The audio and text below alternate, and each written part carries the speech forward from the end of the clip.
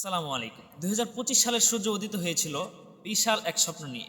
মানুষ ভেবেছিল এবছর বদলাবে সময়, বদলাবে রাজনীতি, বদলাবে মানুষের হিসাব। শান্তি প্রতিষ্ঠিত হবে, ন্যায্যতা ফিরে আসবে, তরুণরা গড়বে নতুন বাংলাদেশ। বছরের শুরুতেই দেখা গেল আন্দোলন, জাগরণ, তরুণরা কথা বলল অধিকার নিয়ে, মানুষ চোখ তুলে তাকালো প্রতিবাদের দিকে।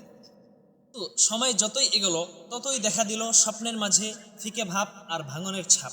মানুষের মাঝে দেখা দিল অনিশ্চয়তা, নিরাপত্তাহীনতা আর সহিংসতা ছেয়ে গেল যুবকদের মাঝে, এবং সেই সাথে সহিংসতা গ্রাস করে ফেলল সমাজকে।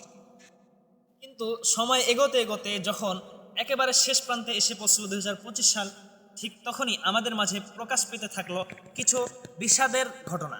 শুরুতেই আমি যেই ঘটনাটার কথা আমি বলবো সেটি হচ্ছে বিশিষ্ট জুলাই যোদ্ধা শরীফ ওসমান হাদি এই 25 সালের একেবারে শেষ প্রান্তে এসে শহীদের কাতারে চলে যান। ঠিক যেই জুলাই যোদ্ধা ছিল, মানে অর্থাৎ শরীফ ওসমান হাদি দেশের জন্য একেবারে, দেশের জন্য, ইসলামের জন্য, মানবতার জন্য একেবারে সবেদিত একটা প্রাণ ছিলেন। তো এরপরেই আরেক মহাকালের সমাপ্তি ঘটে।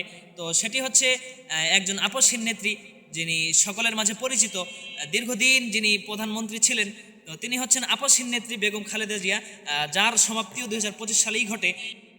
24-এর জুলাই অভ্যুত্থানের পরে নতুন এক বাংলাদেশ স্বপ্ন নিয়ে উদিত হয়েছিল 2025 সাল, কিন্তু এর শেষটা ঘটল বিষাদের ছাপ নিয়ে।